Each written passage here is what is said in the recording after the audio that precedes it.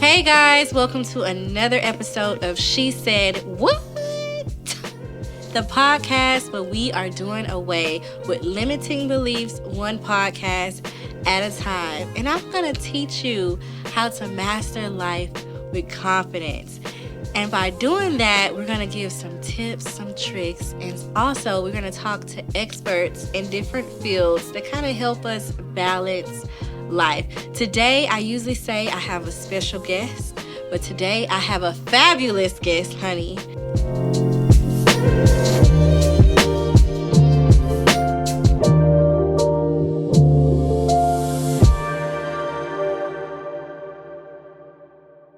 And I would love to introduce to you S.H.E. She goes by S.H.E. We're going to get into her real name in a second, but she goes by S.H.E. because everything she do in life is she slays, okay? So please give a virtual hand clap to S.H.E. Thank you for joining us today. Thank you for having me, for sure. Listen, everything is, yes. I love it, Thank you. So where did the name S.H.E. come from?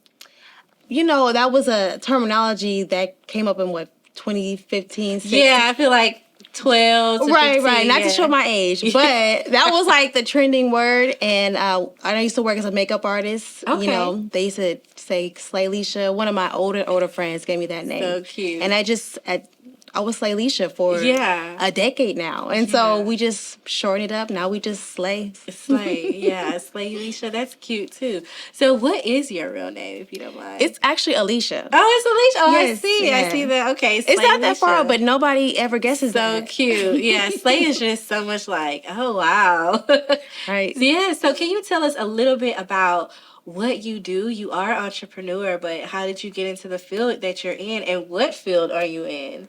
So I like to say I'm in the field of the entire creative world. Yes. So I started off again in the makeup industry. I was always behind the scenes, small name in the credits and the aftermath. And eventually when I moved to Texas and I wanted to see how I looked in front of it. Yeah. So, I started modeling and I really loved how that came out. I love the whole idea of it, and I started to get more behind the scenes. I like to know how things work and how things come to fruition. And so from there I started to get into more the creative director side. So I like to take someone's idea, keywords, what they wanted, and I like bringing that into life. So that's how we started into the creative director side, and I've been in love ever since. I love that. Okay, so you started off as a makeup artist. So where did you do freelancing, or where did you go in as far as the makeup field? The makeup field, I did mostly freelancing. I did, live in a smaller area in California, but I would travel amongst the LA area there, and I would do, mostly, bridal, event, those type of personal sessions. Yeah. And I started to venture off into getting my own salon, and then right when I did that, literally COVID was like, stop. Oh my right God. When I was getting I was so ready, we was popping champagne for New Year's 2020, like this is the year. This is it. And then COVID was like, just kidding. So you can sit down. Right, exactly. Pretty much. And I was like, okay, well, we're just gonna revamp and try again. So it's still a dream of mine to have a salon one day, but we're just gonna pivot. You have to take the long route, but we're gonna get there. I love that. Because then that ultimately led you into creative directing. Exactly. Which is not totally different, but it's so many different hats. So what made you say, okay, I want to go from behind the scenes to in front of the camera to now back behind the scenes, but now you're the visionary? Right. Yeah. When I first began, I got a lot of no's. Yeah. And I got a lot of why nots, why I couldn't do things. And I'm the type of person that I'm just not going to take a no and go sulk in the corner. Yeah. We're going to figure out why. Okay. So, or how can I should say. Yeah. So I started to model, and, in the beginning, I didn't fit a lot of the quotas. Okay. I'm only 5'6", and usually models are, 5'9" and above. Yeah. My weight wasn't the average or, the ideal. Yeah. And so I learned how to do all that myself. So when I wanted to do photo shoots and I had a concept in mind, there wasn't a lot of people who were willing to work with me. Yeah. And so I had to learn how to do a lot of stuff on my own. So when it came to styling, I had to learn how to style my body, and not just, what looks good on me, what looks good on camera. Yes. And so you guys, this is like so yummy. Like we're vibing right now. We do a lot of similar things, but so important. Like what looks good on camera is different from in person. Exactly. Oh my gosh. Yeah. So something you might wear, outside to the mall is probably not gonna give the same vibe when you step on the camera. And a lot of people are like, oh, photographers can fix that in post. No, they can't. So why don't we just go ahead and fix it now beforehand and get that idea going? So when you do have these memories, because, these photos are going to last you forever. Yep. This photo shoot might last you 2 hours, but these photos are going to last from this generation to the next. Forever. Let's make it beautiful now. Yes. So you can appreciate this when you're 80 years old and be like, mama had it. Right. And so I want to make sure we can bring that beauty onto set and, give you something to be proud of. Yeah. Because I love seeing that face, that genuine smile, happiness. Even before they're just looking at the edits or the raws on the cameras and they're like, wow, that's me. And I'm like, that's always been you. Right. But now I showed you a way to capture it on camera that you can keep forever. Yeah, it's so important to see yourself in a different light, the more enhanced version of you. So before, did you do anything besides the beauty business? Because I fell in love with the beauty business too. But was there any other routes that you took along your journey into becoming a creative director? So believe it or not, I actually used to work in the medical field. Oh, wow. And I did that for 12 years. Oh, wow. And a big portion of my career was working in oncology and chemotherapy. Oh, wow. And, number one thing when you're going through chemo, you lose your hair. Yeah. And so a lot of women find a lot of their confidence in their hair. Yep. So, I would go after work and, people would be like, well, how you do this? This was, right when wigs started becoming popular. Yeah. And I wouldn't say I would teach classes, but it would be groups of us. And I'd be like, look, go ahead and put this cap on, lay it out. Oh, yes. But, this is how you lay it. Yeah. And my patients started to feel better about themselves. Oh, I love So from there, after I expanded out of the medical field, I just always carried that joy. I love seeing that person or, people, whoever, just feel that beauty. So, again, I always like bringing that joy, and I like to figure out how else can I do that. Yeah. So, not just me being on the camera, I'm sure a photographer would appreciate, me bringing their vision to life. Of course. But now your other clients as well. Yeah. Someone has an anniversary coming up and it's like, oh, I spent 20 years with this person. Yeah. How can I exuberate that in a photo? And it's like, let me help you bring that beauty and that vision to life. Yeah. And that it brings a joy that I can't even describe to be a part of that moment. It's like if you're an officiant at a wedding, I might not be with you for your whole relationship, but I was there for you. I'm part of your special moment. You're going to remember me 20 years from now and maybe not know my name, but I was there and you know how it happened. So I love doing that. That's my whole purpose. And I'm really blessed and thankful that I did find that purpose. Even though I, took a $50,000 student loan route, I still end up here in the creative world. Yeah. Exactly. So what drove you to ending and stepping into entrepreneurship? You stopped nursing, because nursing, I'm pretty sure it was stable. It was a great income. You were able to still help people. So it's not like you weren't living in your purpose, but what made you say, okay, I'm going to step out on faith and really do what I love? So I know a lot of us were, children of boomers. And the first thing they instill in us is, get a job that's going to make money. Yeah. Right? Doesn't matter which is, you have aunts, uncles that have worked at the post office for 30 years. Yeah. Probably hate it, but they stayed and they were loyal. And while that was great, when I needed it to be, get my kids in and out of school or, even to fund when I did want to do my art, it just didn't bring me happiness anymore. And for me personally, I don't believe that there should be medical workers who don't love their job. Yeah. And so I didn't want to be that number for sure. I don't want you to come and be sick and, now you're done with somebody with a bad attitude, just make your whole day worse. I don't want to be a part of that stigma. So I am going to do something that I do love and something that you're going to love and something that we can, love together, work together and cohabitate in just a peaceful, beautiful environment. Yeah. So I just decided, I'm going to just take that leap of faith. I mean, of course, everybody loves it. First and the 15th, cool, I got my paycheck. Yeah. And it's different when you're an entrepreneur, like, oh, I got to go and make money every day. It's like, right. I have no one to answer to, but also... You have everyone to answer to. You have everyone. It's like, these bills don't stop. Not at all. Yeah. Your mortgage company does not care about your dream. Right. At all. Yeah. So. Yeah, I love that. I love that you were self-aware enough to know and to think outside of yourself. Like, I'm not helping here, so this is going to affect those who I'm helping. And that's so big because a lot of people don't realize that the experience that they give off can really ruin someone, or that energy can give off can really hurt not only themselves but other people. So that was so big of you to know that, and for you to even care about the patients enough. So let me ask you, when you were helping chemo patients, did you have your hair short too? So I've always had short hair. I am not a hair person. Yeah. I cannot do it. More kudos to every woman who can. I cannot get up every day and brush my hair. It's not in my ministry. So, but listen, you have the face for it. Thank you. I'm glad because it could have been otherwise it doesn't matter. It's exactly still head hair. Yeah. But I have my days where I do want, Yeah, I might want an 18-inch bust down, and you can get that, and I can get it. So that was the phase where the salons were shut down, so we didn't have a choice but to learn how to do our hair.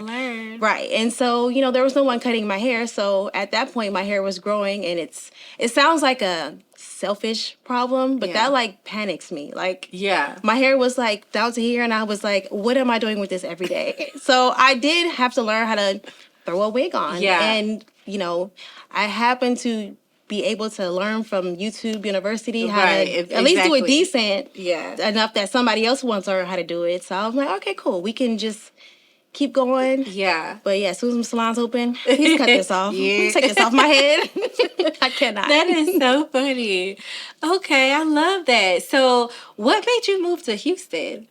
So from Cali to Houston? Yes. Okay. So how long have you been out here? 2 years. Oh, nice. 2 years this month, actually. Welcome to Houston. Thank you. I grew up in a smaller town in California. Okay. People hear California, they automatically LA, LA, Oakland. Yeah. No, I was in a small, tiny suburb. And so I grew up around people who knew everybody. It's, one of those situations like, you throw a rock and you hit somebody's cousin. Oh, wow. So I tried to branch out, at least traveling, doing the makeup artistry, but it's only so far you can get in a little 2013 Honda. So I really want to come somewhere, not only where I can thrive, but I also wanted to be around like Black entrepreneur, like just thriving. Like the night and day difference from my hometown to here is like black and white. And I love that I can walk outside and I see someone who looks like me and they're just like thriving on it. And I love it so much. It's something that you don't get out there because, obviously if you want to see the rich people, you got to drive to Sherman Oaks or Beverly Hills. And it's like here I can drive 10 minutes down the street. And there's someone who's got their PhD and can teach me how to build a wall if they need to, or, start a business or whatever the case. That is true. I always wanted my kids to be exposed to the same thing. Yeah. I want them to make sure to know, like, your dreams are not, perfect lawyer or basketball player. Yeah. Which is, the famous quote. I want you to know you can, if you want to go start a salon, go do it. If you want to, start your own business, you can do it. And even if you fail at it, we can start again. Exactly. And we can do something else. We can figure out what you want to do. Because, it took me 12 years to figure out that I don't want to work in the hospital. And, that's fine because, there's no time limit on when I can do things or when, anyone can do things. And I like that living in Houston, you see that everywhere. Yeah. I was saying you can go to the grocery store and you can meet someone who owns a Fortune 500 company. And you're just chopping it up in H-E-B talking about, the apples on sale and not knowing that you're about to improve your life just by having this one simple conversation. And that's something I feel like is unbeatable living out here. I'm sure there's other areas, but for me personally, Houston has just opened its arms and welcomed me to just a whole new, different lifestyle. I love hearing different stories because I'm from here, born and raised. So it's just like, it's so refreshing to hear other people's opinion, because sometimes you can kind of take advantage of where, you know, take for granted where you live. But yeah, that's so refreshing to hear. And I feel like when you do take a big leap and you leave a comfort zone, you automatically have to have an optimistic mindset about where you are. And because you have that mindset, opportunities flow to you naturally because you are already open for the opportunity. So that's so great to hear that you're thriving out here, and I love that. So do you feel like you are Houstonian enough, or you feel like it's a lot of places that you still don't know? Or I don't think, I won't say Houston will be my last stop. I know this will probably be home base for sure. Even if, you know, I move to whichever, we're probably going to keep Houston as home. So where to come back to, Right, exactly. I have no problem exploring other places, but I don't know. Houston just feels like home. And I love that. I've even recruited some of my family members, and they've all said the same thing. Like, it feels homey. And I'm like, okay, so you guys feel it too, right? I'm not crazy. You guys all get the same feeling. Like, we love it out here. And not only that, you know, we don't have to work 6 jobs to pay the rent. That's true. So that's also a plus. Yeah, that's true. Because I mean, I have seen a lot of California tags, a lot of New York tags, a lot of I'm like, hey, y'all. But y'all want to stop coming because it's traffic. You know, I have learned on the 290 that I'm not going to get anywhere fast, but I'm going to get there. Especially 610. I'm like, why is everyone wrecking? Just drive straight, guys. That's me. I will avoid the 45 at all costs. Oh, the 45. Love Houston, but 45? The 45. I cannot deal. 59 is like borderline, but 45 is just. See, but I like that. I moved out here to Tuskegee first. Okay, that's why I live closer to. I'm in the country, y'all, but I stay in that area. Yeah. So Northsider, whoop whoop. Right, Northside. I don't know if I can switch up. I love it I love that. I love that. So tell me, what have been some difficult challenges for you, and how did you overcome them, if you've overcome them? So again, starting in the modeling world, number one, not everybody's going to like you. Yeah. You're not going to fit everybody's look. No matter if you're the best poser, best runway model, you are never going to be 100% everybody's. There's very few Naomi Campbells. Yeah. Very few Tyra Banks. Like, you're not going to just start and automatically you're being booked by Prada. It's, you know, long shot. So I had to learn that a no is not always a never. Yeah. And so because, you know, one person, I didn't fit their quota, doesn't mean there's not someone else who I did. So I had to, again, learn to navigate that and, you know, not take it as a soul rejection, you know.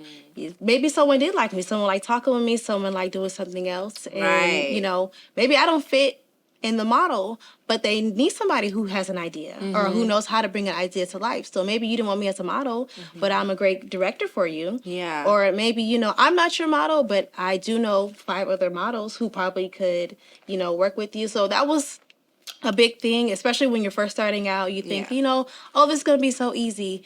Absolutely not. Yeah. Then it's like crickets a little bit. Yeah. You're, you know, sliding to DMs. People, it's, oh, well, he saw it 48 hours ago. But that's the worst for me. Right.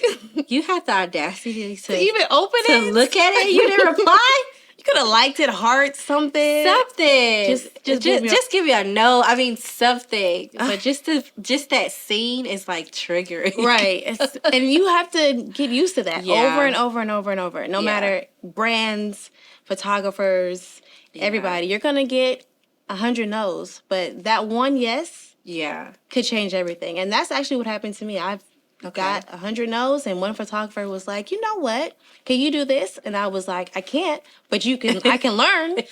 I sure can learn. I can get it done. So I tried to, you know, pick up what I can when I wasn't working and I was trying to learn off site. How can I expand my knowledge? What else can I do?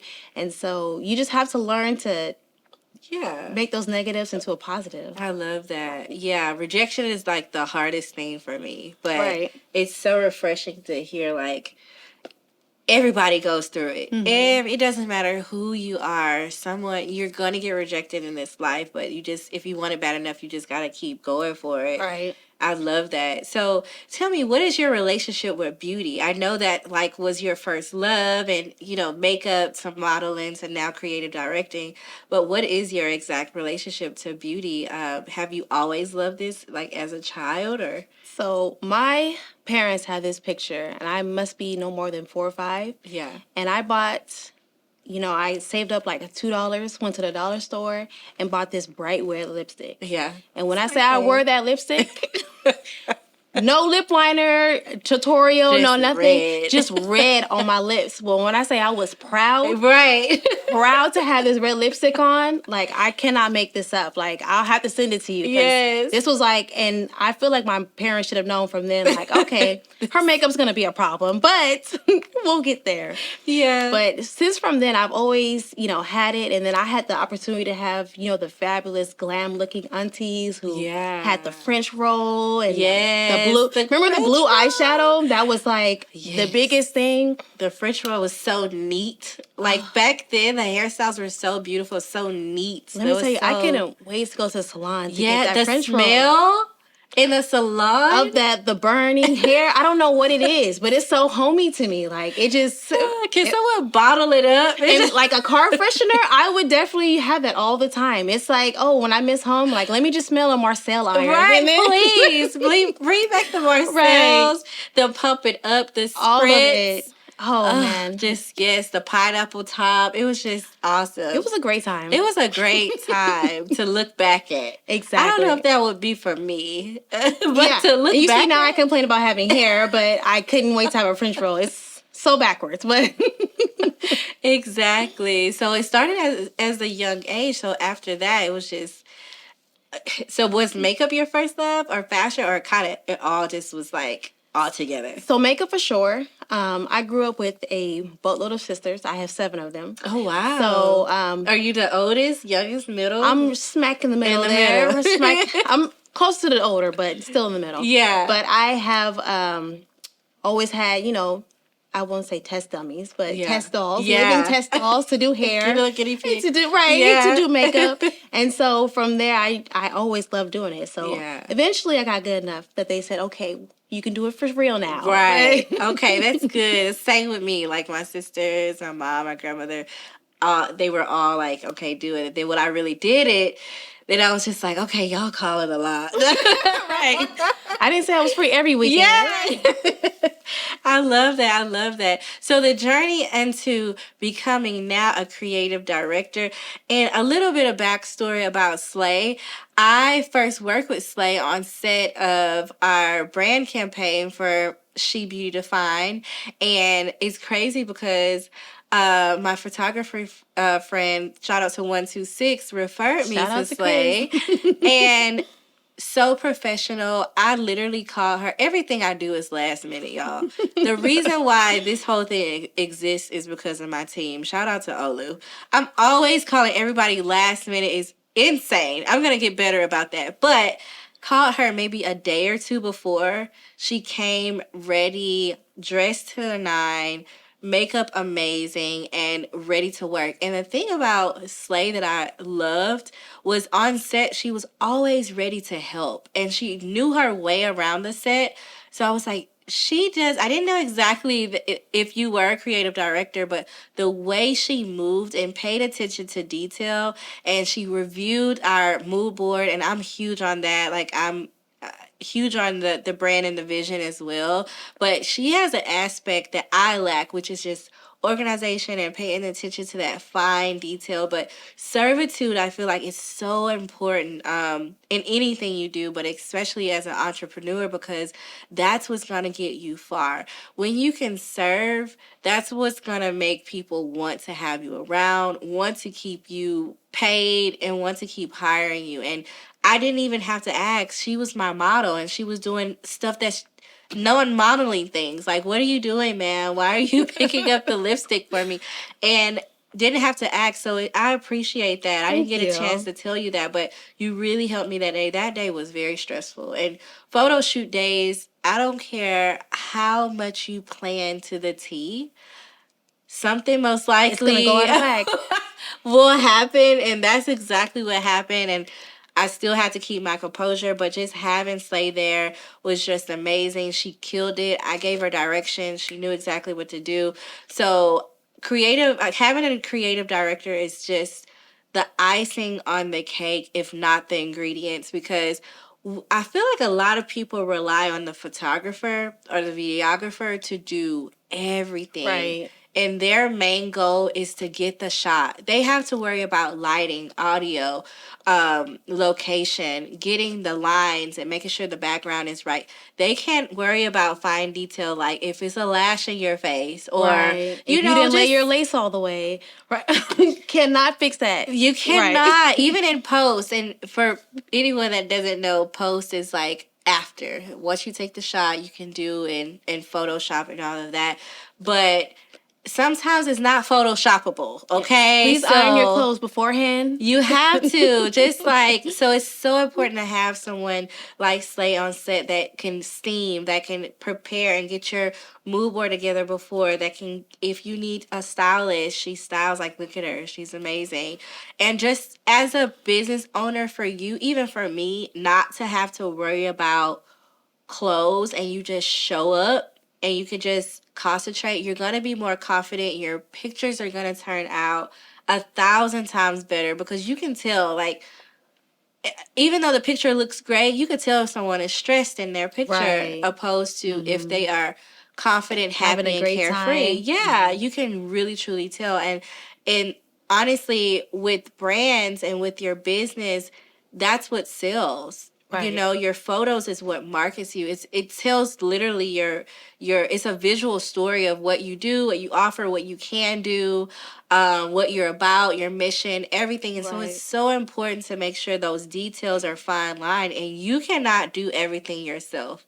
As People much have as tried. yeah, a lot of people do. Mostly everybody does. But the day of, it's just not. It's gonna be a wreck. So make sure that you have a team, and you know, hiring someone like Slay, creative director, can actually make sure everything is together and hire other people on your behalf that she can work with behind the scenes. So I love that. Kind of take us through what a creative director does exactly. So for me, I usually start in the beginning. So when you book the photographer, I like to be in from number one. So you'll book the Yes. photographer and say, hey, it's my 30th birthday. Yeah. And I want to look grown and sexy, or I want to look, however, or, this is my new brand. Yeah. I want to make sure people think my wine is tasty. Yeah. So I'm on telephone, Zoom, or whichever communication, or, at lunch, however we're good with the meeting. Yeah. And, I'm looking for those keywords. I'm looking for you to tell me that I want to look refined. I want to look Yeah. confident. I want my brand to look, why do people want to buy this product? Yeah. Or why do people want to buy me as a product? If you do lashes, hair, however, I'm looking for that. And then I want to know how you want to tell that story. Yeah. So do you want to tell it in photo or do you want to tell it in video?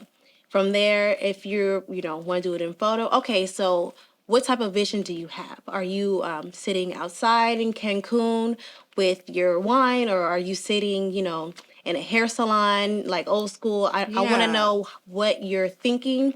And my job is from there, I try to take those words, put your mental thoughts into a visual. And so, from there, I'll send the photographer a conception board, same thing like a mood board. Yeah. But I'll just send the conception board and say, okay, this is, 3 or 4 mock-ups. Let me know what your client thinks is good. And they say, okay, I like number 2. Yeah. Okay, so number 2, we need to find you an outfit. And so if I can't find you an outfit, I know another stylist who can. We're going to work together. We're going to make sure everything looks good. And then people also don't think about their environment. So, we could be sitting here, location, or like even now, we could be sitting in 2 wick chairs, and you would notice that. Yeah. That'd be, or this tree, this plant, it gives Right. color to the scene because we have a lot of muted colors. That's things that people don't think about because they don't have to. Yeah. And that's fine. Just go ahead and relax. Let me go ahead and think of that. So that's when I would work with a photographer and say, okay, if I do the set this way, how would you like your lights? Or if I do it this way, how do you like your sound? Yeah. If we're shooting outside, how early can the client be ready? Because, rush hour is going to happen at 5, or, Yes. lunch is at 12. So much to think about. So many little tiny details. So from there, I try to make it go at ease. This is just between me and the photographer, cinematographer, whoever I'm working with. And then by that time, once we have the full concept, we're then going to take it back to the client and say, this is your vision. If you sign up on this vision, this is what we're going to do. And, from there, I'm going to make sure we have hair, makeup. I'm really big, again, like I said, having things done perfectly before we get to set. Right. So I'm talking to your stylist. I'm talking to your nail tech. I'm talking to everybody. Hey, everybody. Listen, I'm a Virgo. That's your one warning there. That is your one warning. Shout out to the Virgos. Because that's it. From there, I need you guys to be on point. Yeah. And so if you take 2 hours in the chair, I need my client in the chair 4 hours ahead of time. Right. So we could be, it's the little details like that. And it matters. Yeah. So when we come to set, all we're doing is shooting. Right. All we're doing is your photos. All we're doing is your video, and everything else is taken care of. So by the time you even get the finals 2 weeks later, I just need to, I wish I can record it, the reactions more and be like, oh my gosh, like you did it. Yeah. Which is, again, my favorite part when clients are like, how did you? And I'd be like, listen, God gave me a gift. That's what we need. We need to see more of that, friend. Man, we definitely do. Yeah. I do. I'm need going to to be waiting on that. Start Zoom calling or something, because I'll send him a message and I'll just get like the heart, and he'd be like, okay. Or, you do all that work and then like, okay, cool. And it's like, yeah, it's like, all right. This only took me only took me 72 days. Only 72 man hours, all through the night, sick, flu, menstrual cramps. It's fine, but we got it done. Right? Everything, but it's okay. Okay, cool, it's fine for you. So, yeah, from there, I just want to make sure my client is just ready to go. And so when they get those final products back, that's all they have to worry about. Right. Is my brand is going to look great. This is, we're in the age of social media. This is going to be on the internet. So I'm not going to put no mess out on the internet. You know, I'm not going to have you half dressed, strings popping off, hair flying, and you say, Alicia did that. Don't do that. Right. Absolutely not. Don't put my name in it. Don't do that at all. The photographer didn't get the edits right. We're going to go back and do it again. Yes. Because, that's my work. That's my baby. Right. And I need my baby to go out to the world and be prepared. Yes, I love that. Photographers, I know this is like, it sounds like a dream to you. Yes, hit her up. I feel like that's not only clients, but photographers that you guys have to have, and videographers, you have to have a team also. You can't be a one-man show. So linking up and collaboration is like, in the creative world, is so important to collaborate, because when you all work together for one sole purpose, it can make everyone's job a little bit easier. And just to have someone that's so detail oriented, so that way you don't have to go in and photo shoot flyaways, right, or lace, or lipstick on the teeth, or just any little thing that you might not catch because you're so focused on the overall photo, which is gonna be butter, but it's the women that's like, oh my God. And we're the worst critics. Look at that eyelash. We are the worst critics every time. And the photographer is like, all this work and you're talking about an eyelash? Right. And I'm like, you didn't see that eyelash? So yeah, that's why it's so important to link up with creative directors, so that way, even though you might think like, okay, I have everything together, I have the time, I know what time the sun is gonna set, I know what lighting and temperature I know what mood, all of that is great. But to deal with a person specifically, it's very difficult. So, yeah, photographers, videographers also, it's so important to have a creative director. So, I love that. Photo shoots give me anxiety. So, the fact that you can handle that is so beautiful. Do you have ADD? I probably do. I probably from have one ADD person to another, and I'm okay. I'm probably never been diagnosed. It's like a superpower, you know. It is, especially when you can streamline it. Yeah, it's like Adderall can never. Yeah, because this is my job. This is my dream. I can funnel. You can multitask with no problem. Like, I work the best under pressure. I feel like maybe that's why I'm so last minute too. I'm looking at Olu my videographer right now. Like, because I work so well under pressure, but I need to maybe unpack that with my therapist to like figure that out. But to have someone on the team, teams are so important. Don't try to enter entrepreneurship as a one man band. Even if you don't have the capital, like I said, collaboration is powerful, especially in the creative world. So even if you are a realtor and you have to have content as a realtor, it's important for you to look up hashtag on Instagram creative directors in Houston, videographers in Houston. And most of the time, if they see that you are very passionate and hardworking, they'll be willing to work with you. They'll be willing to work with you. So I love that, there are people like S.H.E out here that's just killing it and slaying it and looking beautiful. How do you find the time to look beautiful and handle everyone else's beauty? Like, where does that come from? I'm telling you, that's that Virgo mentality. I cannot even explain to you how it works. You know what? I can, because if anybody has met me, you guys know I have 10 lists for everything. I can't go to the grocery store and be like, what am I doing? I can't do it. I have to have a full itinerary of what we're eating for the week. And then we break it down by ingredients, and then I break it down by aisle. Oh, wow. So that's how my brain works. And yeah, again, it's probably never been diagnosed, but that's just how it works. And so type A, that's really good. It's like type like 8.1 because I can't even explain to you. So same thing. If I have a client, I know I need to do these 10 things. Yeah. And I break myself down into a timeline, and I need to have 1 to 5 done by tomorrow, and then. Yeah, because that's... Yeah. But I just know where to explain it. That's literally how my brain works at all times. That's so amazing. It's a love language for me because that's not my brain. My brain is everywhere. It's like, okay, we got to go to Target. Let me go down each aisle because I know I'm going to forget something. And it's just like, yeah, but that's just like a dream. So it's so important to have a good balance. And also, like, even if you are doing a lot of the things that... S.H.E is doing, that doesn't mean that you guys can't work together. I feel like that's so important to also talk about collaboration in the same field is still so important, because even though you and I do a lot of the same things, I don't think how you think, and you don't think like I think, and so putting those things together can make just a beautiful, project come to life. And so I think it's so important to also reach out to people in your field. And you might have a client who you can't do their makeup that day, even though you do makeup, and now you have a makeup artist that you know is great that you can call, and you guys can like exchange and do things like that. So never competition, always collaboration. For so big on networking. Yeah. That one name drop can send you miles ahead. Oh my God. And I'm humble. If I can't do it, I'm gonna just tell you I can't do it. Yeah. And even though I can't do it, I know 5 people who can. Period. I can't do your makeup, but I can tell you Miss Lauren can, and she's gonna be great. If I can't find you an outfit, I know Amber V got you. Right.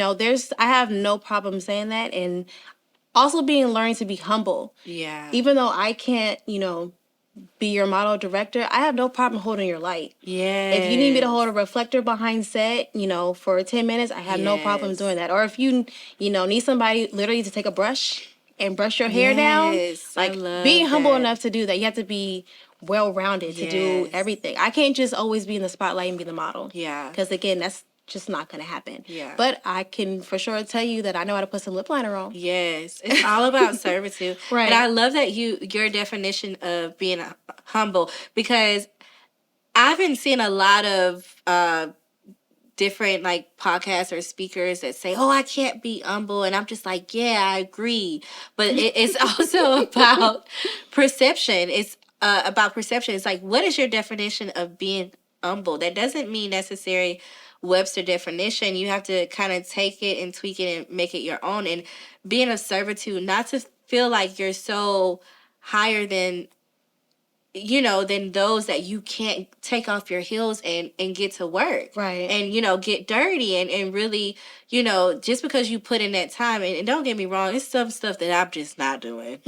I am in my 30s. I'm just not doing the same stuff that I was doing in my 20s. But that doesn't mean that I will not be of service. Whenever I'm working with a client, a lot of the times I, on purpose, when I'm on set like this, if I'm doing their, video, I will not put on makeup, because it's something about an energy that and your intention where you're doing it. And so when you show up and they see that little extra thing that you're doing, me not putting on makeup can make them feel so beautiful. It's just small things that you can do to be humble. So that's one way I humble myself, because I love makeup.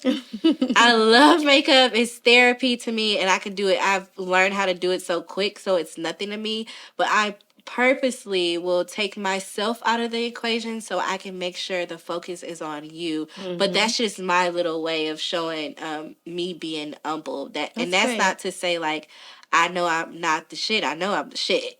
But I also know that you're the shit. Right. And I'm gonna make you see it, because a lot of people might not in that moment feel like they are. Because when these lights come on, these camera lights come on, it's a whole different story. It's a whole different battle. You might feel like you are in a day-to-day, you are the shit, you have the credibility, you're amazing. Right. But it's something about those lights that make you vulnerable that you become a whole different person. So that's another reason why it's so good to have you on set and a part of your team, because you can help people work through that vulnerable stage of being nervous on set. So I love that. I love that. So tell me, we're going to get a little bit weird here. If you could pick a superpower, what would be your superpower? Ooh, can I clone myself? Can you what? I probably would clone myself. If Well, I can, that's the most Virgo answer. if I can be 10 people at once, one of you guys take care of their nanny, one of you guys clean the house, one of you guys go be creative, one guy's go model, I would be happy. I would just sit love back. that idea. I would probably do that. Or at least super speed, something along those lines. Because who can do it better than you? So why not make it? Exactly. And I would have to go find my ideal partner, because I know exactly who knows how to make me happy. Period. It's like, why can't I just be with myself? And I got 10 of me. So if I'm not even gonna lie. I'll take that back. Because 10 of me probably would be a lot. It's too much? Is it too much? You know what? Yeah. I strike that from the record. Too much alpha in the building. Oh, yeah. That, you know what? I can imagine that now. Like, okay, well, I want to do it this way. But I think, okay, you know what? We'll go with super speed. Let's go super speed. Super speed. I like that. Okay. Little Sonic the Hedgehog. A little bit. Yeah. I can run to the store and be back without you even knowing. Yeah, because time is money. I love that. I love that. Let me think. What would be mine if I could pick? I've always wanted to read people's mind, but now I'm like, I really don't want to know what's in there. Could you imagine? Oh, my God. Social media and then read people's minds? Oh, that's too much. It's too much. Depressing. I don't even know, like, what... I feel like whatever, like, it would be like to manifest, but quick. Like whatever I want, I can like at the snap of my finger, like make it come to fruition, like right now. Oh, that's nice. So like almost super genie. Yeah, like a super genie. Okay, I would be a super genie. I dream of Genie. That was my favorite show. My grandparents, like, I would love watching like TV Land and stuff with my grandfather, and we were just like all I Love Lucy, Dream of Jenny, all that. Anywho, we're getting off subject. Sorry, but yes, I love that. So out of you say makeup is your number one, but with fashion, what do you think that's a creative outlet for you? Oh, for sure. Yeah, for sure. If you guys think I look like this only for a camera, it's not.